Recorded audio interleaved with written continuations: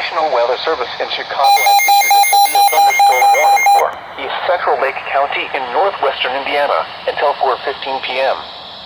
At 3:42 p.m., a severe thunderstorm was located over Merrillville and is nearly stationary. Hazard, 60 miles per hour wind gusts and quarter-size hail. Source, radar indicated. Impact, hail damage to vehicles is expected. Expect wind damage to roof, siding, and trees.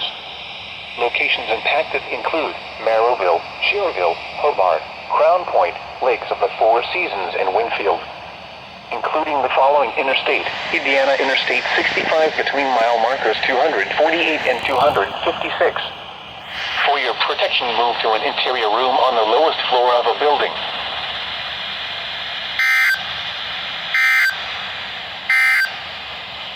This is Noah's